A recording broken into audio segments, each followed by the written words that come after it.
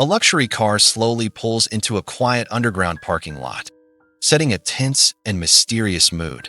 Inside, two young men are caught in a heated and emotional moment. But instead of showing anything inappropriate, the scene focuses on their expressions. Lean, the calm and dominant silver-haired man with piercing blue eyes, and Lam So-da, the dark-haired boy with striking purple eyes, who looks overwhelmed and confused as if something is affecting him beyond his control. Lam So-da struggles, breathing heavily, his thoughts racing as he wonders why the strange effect hasn't worn off yet, while Lean's face tightens with concern, realizing the situation is getting out of hand, making Lam So-da internally panic, thinking that if this continues, he might collapse from exhaustion. The atmosphere grows intense, but fades out before anything inappropriate happens, shifting the story 2 hours earlier to a glowing city skyline in the year 2030, where people casually walk under neon lights, hinting that everything started in this modern urban world, setting up a deeper mystery about what happened between Lean and Lam So-da, and what caused Lam So-da's condition in the first place. 2 hours earlier, inside a luxurious restroom, and leans over the sink, coughing hard as if he might collapse, his body clearly pushed beyond its limits, while a sharp and stylish woman named Katie stands beside him, holding his shoulder with concern and warning him that he's overworking himself and even drinking on an empty stomach, which could seriously harm him, suggesting he should take a few days off. But Lam So-da, catching his breath, refuses with a tired yet determined voice, explaining that he's drowning in debt, from his grandmother's medical bills to his tuition and daily expenses. And if he doesn't keep pushing and earning more, he might end up losing everything and being forced into a desperate situation. The scene then shifts to Lam So-da lighting a cigarette, his expression turning calm yet calculating as he accepts the risk, showing he's willing to do whatever it takes to survive. And in a lighter chibi-style moment, Lam So-da playfully asks Katie to increase his commission, acting cute to convince her, but Katie immediately snaps back, warning him seriously that the man he's about to deal with, Mr. Vong, is dangerous and connected to the underworld, and if Lam tries anything tricky, it could cost him his life. However, Lam simply smiles with confidence, brushing it off by saying he has no choice since the money is too good to ignore, revealing his bold and fearless nature. As the tone returns to normal, Katie sighs, lighting her own cigarette, regretting ever teaching him how to present himself so well, while Lam reassures her with a confident grin, telling her not to worry because he knows what he's doing, and no matter who the client is, he'll handle it just fine, setting up a risky encounter that's about to change everything. With a confident smile, Lam takes a slow drag from his cigarette and promises Katie that tonight he'll make sure to clear out the bar's entire stock, showing he's fully committed to earning as much as possible. But at the same time, tension builds outside as someone angrily shouts, demanding to know why. Lam still hasn't arrived and threatening to destroy the place if they don't see him soon, while the staff nervously try to calm the situation, insisting that he's on his way. Just then, a stunning figure walks in and instantly grabs everyone's attention. This is Lam So-da, a 23-year-old man, whose striking appearance turns heads as he calmly applies lipstick, completely unfazed by the chaos around him, before stepping forward and coolly addressing Mr. Vong, warning him not to cause trouble in his establishment. Inside a private room filled with alcohol and shady-looking men, one of the workers excitedly announces that Lam has finally arrived. And as the atmosphere settles, Lam takes control of the situation by asking everyone else to leave, creating a more private setting. He then sits confidently beside Mr. Vong, holding a glass of wine and speaking smoothly, saying it's been a while since Mr. Vong visited and playfully wondering if he had been avoiding him, to which Mr. Vong responds with a grin, clearly entertained, while Lam leans in slightly and insists that tonight, Mr. Vong should enjoy a few more drinks, setting the stage for a high-stakes interaction where charm, danger, and hidden intentions begin to collide. Late that night, the situation suddenly turns dark as a car is parked in a quiet area and Lam So is seen losing consciousness, his body going limp as everything fades out, revealing that something was secretly slipped into his drink earlier. As he lies weak and barely aware, A group of men, led by Mr. Vong, stand nearby, confused at first about why Lam collapsed so quickly, even questioning what exactly was put into the wine. But instead of stopping, Mr. Vong coldly brushes it off, saying it doesn't matter and that this is the perfect chance to deal with him, showing his true, dangerous nature. Inside the car, Lam's thoughts flicker as he realizes too late that the drink was tampered with, blaming himself for taking the risk just for money. While Mr. Vong smirks and orders his men to move, his tone turning threatening as he prepares to take control of the situation. The car door shuts, trapping Lam inside as tension rises. And in a moment of panic, Lam internally worries that if his identity or situation is exposed, things could go terribly wrong for him. But before anything else can happen, chaos suddenly erupts. Loud bangs echo in the night, glass shatters violently, and blood splashes across the windows as someone launches a sudden attack from outside, catching everyone off guard. Mr. Vong's confident expression instantly turns into shock and anger as the unexpected ambush unfolds, while Lam, barely conscious, opens his eyes just enough to see that something has changed, hinting that a mysterious force or person has stepped in, turning the entire situation upside down in a single explosive moment. Inside the car, everything turns chaotic as Lam so suddenly regains awareness, his sharp eyes opening while he demands to know what's happening, catching Mr. Vong off guard for a split second. Even though his body is still weak, Lam so forces himself upright, his expression turning cold and focused. While Mr. Vong steps out cautiously with his weapon raised, scanning the dark surroundings and wondering who dared to interfere with his plan. Suddenly, a shot rings out, and Mr. Vong is hit, stumbling as the attack comes from the shadows, leaving Lam so shocked as he covers his mouth, barely able to process what's unfolding. Then, from the darkness, a mysterious man finally appears, with silver hair, piercing blue eyes, and a calm yet dangerous aura, holding a gun with absolute confidence as he slowly approaches, his footsteps echoing in the silence. Mr. Vong, now shaken and injured, looks up in fear and confusion, asking what Lin wants. Lin steps forward with cold confidence, his gun aimed straight at Mr. Vong as he calmly questions them, exposing their illegal dealings and making it clear they've crossed a dangerous line. Before Mr. Vong can react, a sharp gunshot echoes and he is struck, collapsing as the tension instantly shifts. While inside the car, Lam watches in shock, covering his mouth as everything spirals out of control. In his mind, Lam quickly connects the dots, realizing this place, Hawaiian Commune, is controlled by a powerful organization, and that he has accidentally walked into something far bigger than he imagined, making his situation extremely dangerous. Fear rises as Lam panics, thinking he might not make it out alive, especially with Lin now in control and no one else around to help. Outside, the aftermath is clear, the scene quiet but heavy, and as footsteps approach, Lam notices something important, the small vial near him, and his expression changes as he realizes what was used on him earlier. Gripping himself together, Lam steadies his breathing, his sharp eyes returning as he begins to think clearly again, understanding that the situation isn't over yet, and that Lin's sudden appearance might either be his biggest threat or his only chance to survive. As the tension inside the car reaches its peak, Lin steps forward with cold precision, his gun aimed steadily as he reaches for the car door, ready to open it. But before he can even touch it, the door suddenly swings open from inside. In that instant, Lam appears and, without giving Lin any time to react, pulls him into his arms and kisses him, catching Lin completely off guard as their faces collide and his eyes widen in shock. The sudden closeness freezes the moment, but almost immediately Lin's eyes begin to grow heavy, slowly closing as the effect of something unexpected kicks in, while Lam, who secretly passed a drug through the kiss, starts to feel the same effect spreading through his own body.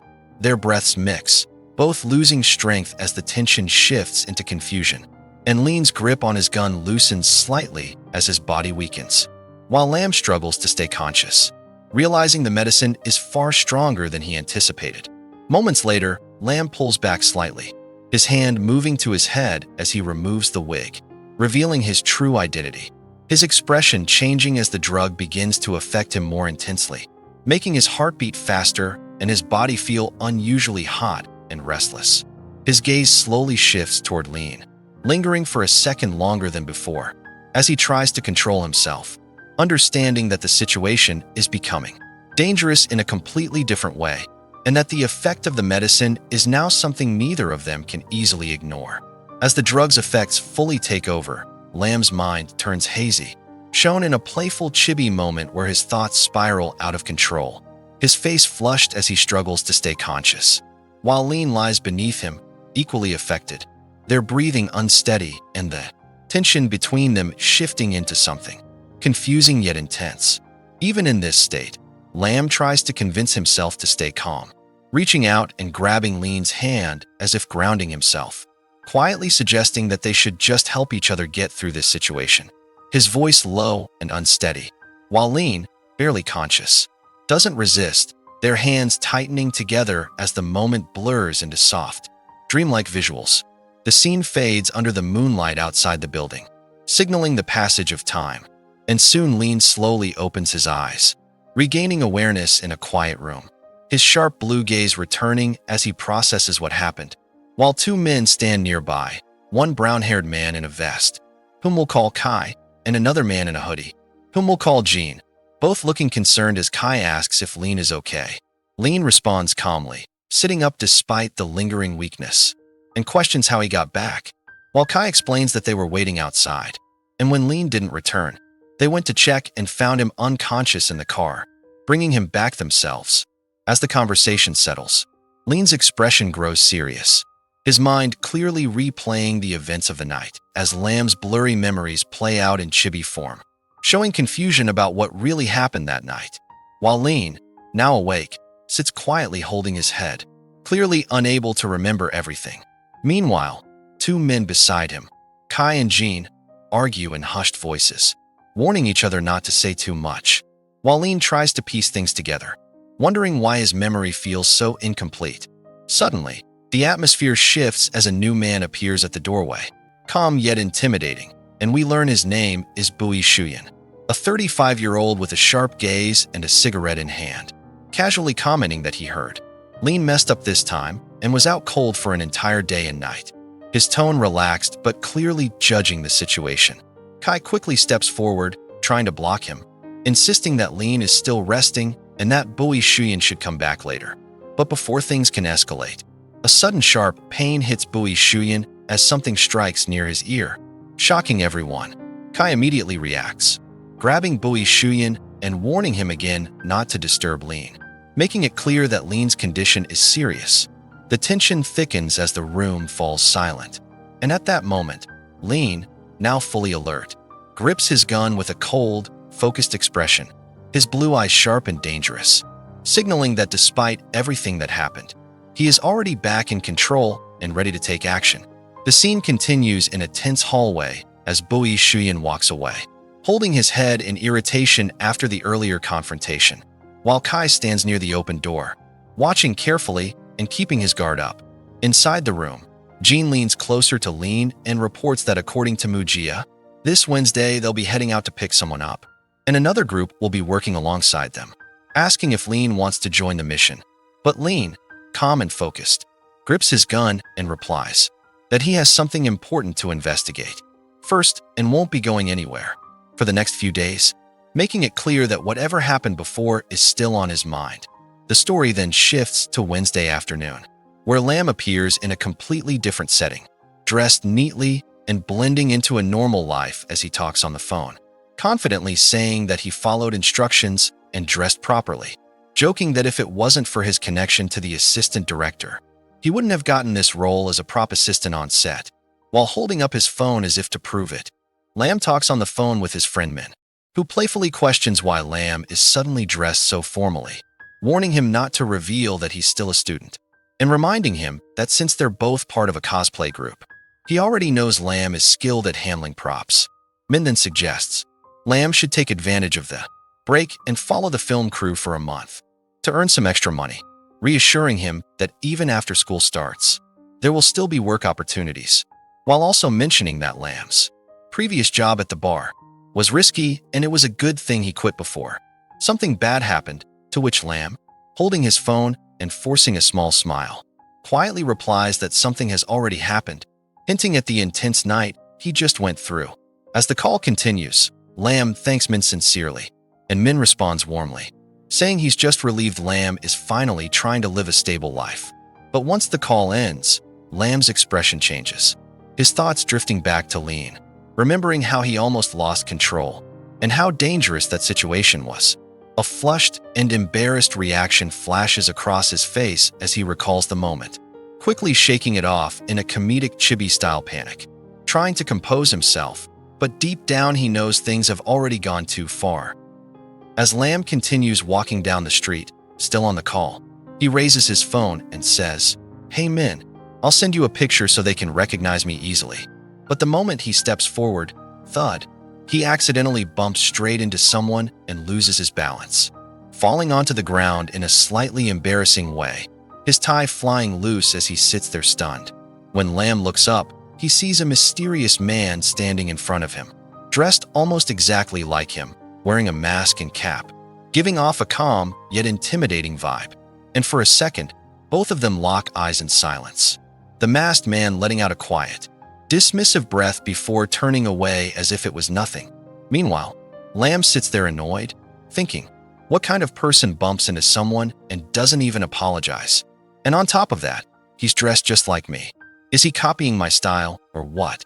As he grumbles in frustration in a chibi-like moment. Then suddenly, Lam notices something small shining on the ground nearby, tilting his head as he mutters, And just as he focuses on it, shouting, "Hey, you dropped something," pointing toward the road. But before Lam can react properly, the masked man is already gone, disappearing into the crowd. Lam clicks his tongue and mutters, "Wow, he runs fast." But then his expression shifts into a sly smile as he picks up the small item, holding it between his fingers and saying, "Well, looks like I got lucky today," clearly hinting that whatever the masked man dropped might turn into something important later. As the story continues, a sleek white car drives through the city, and inside we finally meet two new characters. Ethan, the calm and sharp driver in a suit, and Kai, the hoodie-wearing partner beside him.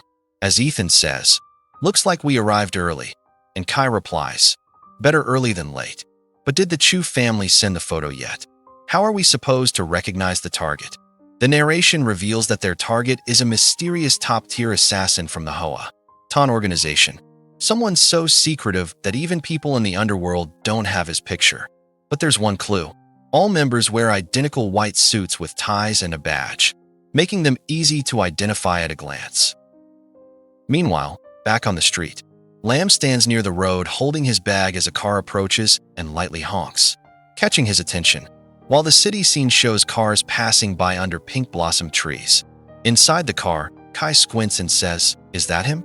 He looks more like a student," and Ethan adds, "Yeah, and I think I can even see glue stains on his clothes," clearly underestimating Lam. Lam sits quietly between them, acting all innocent, while both Ethan and Kai glare at him suspiciously. Then Lam suddenly bursts out, asking loudly, "Hey, how am I supposed to address you two?" Which completely throws them off, and Ethan responds awkwardly, "My name is Afu, and that's my brother AK," hinting that things are about to get even more chaotic as Lam unknowingly gets entangled with these two dangerous men. Lam finally smiles and introduces himself politely, saying, "My name is Lam Soda. Please take care of me from now on." But then he suddenly jokes, laughing, "Afu and AK? Why not just call yourselves Fortune and Wealth?" Making the atmosphere awkward as Ethan, still focused on driving, thinks to himself that his boss is so obsessed with money that even employee names sound ridiculous. Then Ethan turns slightly and questions Lam, "Hey, where were you just now? Why do you smell like glue?" And Lam instantly panics internally, thinking, "Crap, did he notice the adhesive I used? That's not professional at all." But on the outside, he stays calm and starts searching through his bag, casually replying, "Oh, this? I just used it, so the smell is a bit strong, but it doesn't affect anything," trying to play it off smoothly. Suddenly, the tension spikes as Lam unexpectedly grabs the gun from Ethan's hand with a confident grin, shocking both Ethan and Kai, who immediately shout, "Hey, cut that out, we're still on the street. Be careful, it could go off." While outside, the car speeds through the city roads, as one of the cars nearly loses control, leaving everyone stunned as someone yells in panic. What the hell? How did it almost explode like that? Signaling that Lam is far more dangerous and unpredictable than either Ethan or Kai ever imagined. Inside the car, the tension finally settles as Ethan and Kai exchange uneasy glances, silently admitting, this guy? He looks calm, but he's definitely not normal, while Lam sits quietly in the back. At the same time, Ethan checks the phone again and frowns, saying, the photo we got only shows the outfit, not even the face. How are we supposed to confirm the target like this? And right outside the window, a masked man in a white suit, whom we'll call Shadow, stands calmly on the sidewalk, matching the exact outfit in the photo. Suddenly, a street informant named Rick waves from a nearby car and shouts, hey, are you the one sent by Old Chu? Get in, get in. As Shadow casually walks toward the vehicle without hesitation.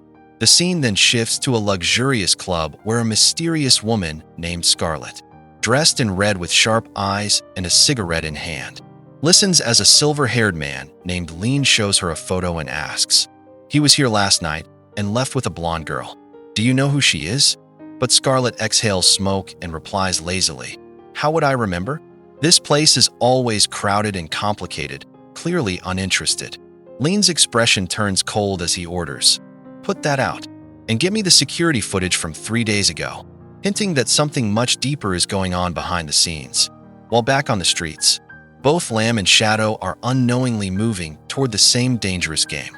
As the car finally stops, Ethan and Kai step out with Lam, arriving at a quiet brick building that feels more like a hidden base than a normal workplace, and Lam looks up, slightly nervous but curious. Inside, a man named Mr. Bowie, calm and sharp, finishes questioning someone and says coldly, I don't know. I've already said everything.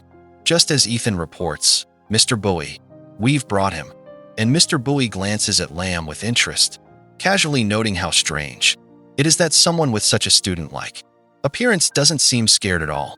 Meanwhile, Lam's inner thoughts lighten the mood as he admires how realistic everything looks, even thinking the makeup and acting are impressive, before smiling brightly and saying, wow, you're amazing. If you have time, please teach me, which catches Mr. Bowie off guard for a moment, making him laugh and reply, huh, you're quite interesting, while Ethan and Kai stand behind, clearly confused by Lam's carefree attitude. Mr. Bowie then places a friendly arm around Lam's shoulder and says, come on, I'll take you to meet the boss first, leading him deeper inside, where they enter a dim room and face a powerful older man with a monocle, whom we'll call Director Chu, quietly reading a newspaper. As he states, so you're Lam, the one old Chu recommended, and Lam immediately straightens up, introducing himself confidently.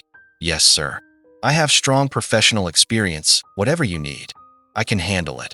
Even though inside he's starting to feel the pressure, Director Chu studies him for a moment, then calmly reassures, no need to be nervous. My people can handle most things here. You're only here because of old Chu's request, so just stay and observe for a few days. As Lam stands there thinking, he feels confused and slightly hurt, wondering why someone like him, who clearly came through proper channels, is being treated so casually, and in his mind he mutters, why does it feel like they don't even want me here? Didn't they recruit me officially? But suddenly Director Chu calls out sharply, pulling him back to reality. And that's when Lam's frustration explodes as he steps forward and passionately declares, sir, how can you say that? Even if my tasks seem simple, please take them seriously. I chose this job because I respect what you do. I won't let you down. And his fiery determination completely surprises Director Chu, who pauses, stunned for a moment before quietly admitting, it's been a long time since I've seen someone this passionate, even reminiscing about his younger days. While Ethan and Kai watch in disbelief at Lam's boldness. After a brief silence, Director Chu finally gives in and says, all right, then you'll attend today's meeting. Mr. Bowie will guide you, and you'll spend some time with someone named Lean. And hearing that name, Lam looks confused, but Ethan leans in with a serious expression and whispers, Lean isn't someone you should underestimate. Be careful, which instantly adds tension to the situation. Meanwhile, somewhere Lean driving a bike, speeds through the city as his phone buzzes with urgency, and he replies, "I'm almost there," racing toward the same location. Back inside, Lam walks through a long hallway, still thinking everything feels like a movie set, even convincing himself that the actors are just extremely dedicated. And he pumps himself up saying, "I have to do my best and stay in this production." But suddenly his steps slow down as he hears a weak voice whisper, "Help." And when he enters the room, the atmosphere changes instantly as he sees a man tied to a chair, injured and surrounded by chaos. Yet Lam, still misunderstanding everything, calmly thinks, "Wow, these actors are seriously professional. They're already in character this early," completely unaware that he has just stepped into a situation far more real and dangerous than he ever imagined. As Lam steps deeper into the room, his expression slowly changes, and he mutters under his breath, "This feels a little too real. What's going on here?" As he notices a sharp blade and a smear of blood reflecting his own face, making him hesitate for a moment. The atmosphere feels heavy and wrong, and when his eyes land on the table filled with tools and a weapon, his heart starts racing. Wait, this doesn't look fake at all. This can't be part of filming. And a drop of sweat rolls down his face as realization hits him. There are no cameras. This isn't a set. Instantly panic kicks in and he quickly backs away, rushing out of the room and down the stairs, breathing hard, trying to escape whatever he just walked into. Just then, his co-worker Min calls out, "Hey Lam, where did you go?" The meeting is about to start, but Lam forces an awkward smile and lies. "I just stepped out for a second. I'll be back soon. You go ahead," clearly shaken, and as he turns, he suddenly bumps straight into Lean, whose sharp blue eyes and cold aura instantly freeze Lam in place. Their bodies colliding as Lam instinctively grabs onto Lean's chest for balance. And for a split second, everything goes silent. Lam's heart pounding as he looks up and realizes it's him, the guy from earlier, while Lean stares down at him with a calm but dangerous gaze. And Lam quickly tries to play it off, forcing a nervous laugh. Sorry, excuse me," attempting to walk past. But before he can leave, Lean suddenly grabs his arm and stops him, pulling him slightly closer. Their faces now just inches apart, and in that intense moment, Lean speaks in a low voice, "Wait, haven't we met before?" leaving Lam completely stunned as the tension between them rises and the situation becomes even more complicated than he ever expected. As the tension rises on the staircase, Lean keeps a firm grip on Lam's arm, leaning in close with a cold, searching gaze, while Min, standing behind them, looks confused and asks, "Boss, isn't Lam the one the client was asking for? Have you two met before?" But before Lean can respond, Lam quickly forces a bright, nervous smile and waves it off. No, this is definitely our first time meeting," trying to sound casual even as his heart pounds. Then he adds hurriedly, "Aren't we getting late for the meeting? We shouldn't stand here," attempting to break the moment. And Min nods, urging, "Yeah, the client is already waiting. You don't need to go downstairs.